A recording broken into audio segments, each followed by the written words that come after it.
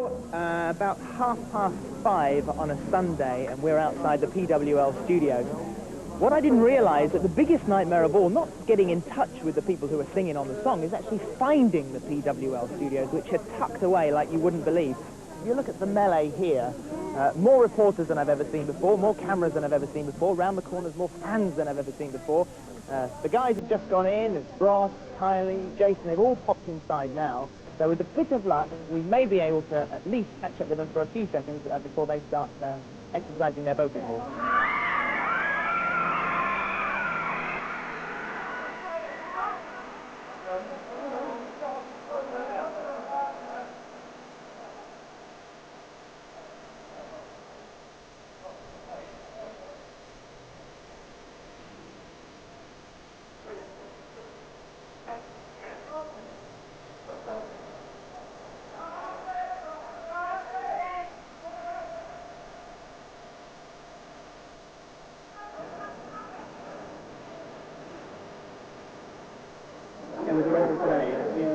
Oh, yeah, they've been quite long while.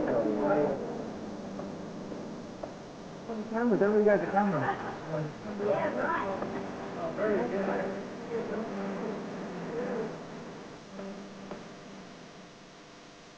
There've been a lot of people on to be going on about re-releasing the Band-Aid record. I thought it sort of served its purpose. The only way that it could be valid at all would be to make it contemporary for a new generation. The problem is the same, the song is the same, it's the same time of year. The only thing that's changed perhaps is that the faces in English pop music have changed. He called me on Friday, he said, look, I'm getting really pushed to release Band-Aid again, and I don't think it's right, it's not relevant to today's artists, And if anybody could do it, it's you guys, by putting, all your artists on. And would you do it? And obviously, we just said yes. We started at 5 this morning, and we'll be working through to about 4 tomorrow morning. And Pete Hammond, our mixing engineer, starts at 7 o'clock. We get some sleep and come back. Hopefully, we'll finish the record and have it mixed by about 12:30. And what we're hoping is that we can actually get into the stores for a week Monday enough copies to quench the thirst of the first, say, 50,000. By the end of the week, got another 50,000. That's enough to give us the #1 for Christmas. Well, I hope you get it playing in the background now. They're back down there. So the best of luck. Thank you very much indeed.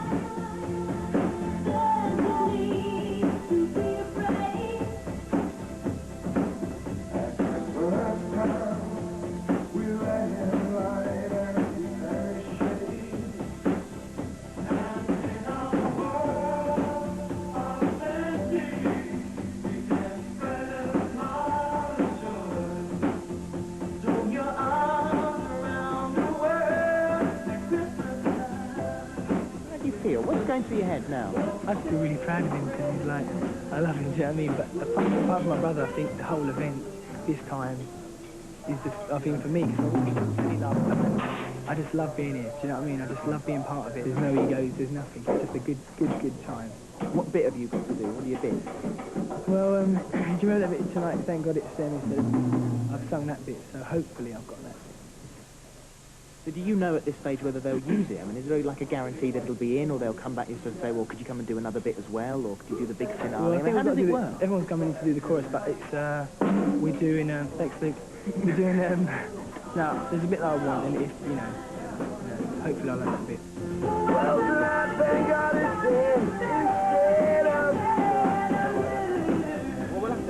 I think we should. Someone else do it. Sure.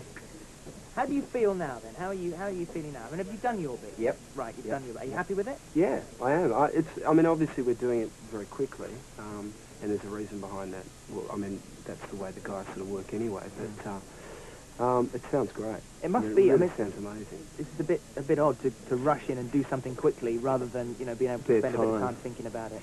Yeah, although, I mean, that's sort of the way the guys work anyway, so in that sort of sense I'm quite used to it. I think what's probably weird for me is that, like, in 1984, I was at school when that record was out, and I sort of felt quite a buzz, and the whole Live Aid, the Band-Aid sort of thing was really quite inspiring. And then to suddenly come back in 1989 and to actually, someone said to me, would you like to be on it? And you go, wow, you know, the press. I can't believe it. I could have got into this place and, I don't know, I started to, like, shake. You never actually realise until you're confronted by an audience, or you're confronted by the press, or you're confronted by cameras or whatever, the extent to which your work has influence on other people. And that'll be the Did you get that phone? Yeah, excuse me. Yes? No, he's busy at the moment. Nikki? No, not here at the moment. Would you like to talk to Jason? Bob, how are you? No. I don't want to do it. No, it's fine. Okay, bye. There was someone on the end of Bob. He wants to do live aid. Oh my God. We've only got a couple of minutes here. If we all actually said, oh no, what's the point? Because the temptation is to say, what's the point? We cannot change the world. But, you know, a great quote which might help you understand this, I heard someone say this once and I thought, isn't that fabulous? One man cannot change the world, but you can change the world for one man. I think to myself, that's all that matters, you know.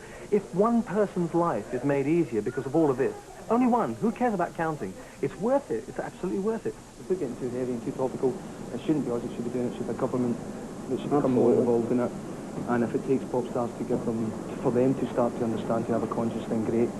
I said this before, it's like your motives, you know, I think that speak volumes, and all you're trying to do is make people aware of the problem. I mean, I don't think you can change the world, you know, but I think you can probably make people aware.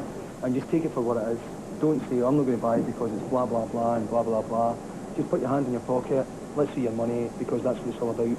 We bit a lip, may you bite your lip and put your hand in your pocket, that's what it's all about. Well, I just think it's really important that people don't look at the newspapers and see the thing about Ethiopia and think, oh my God, I'll turn over.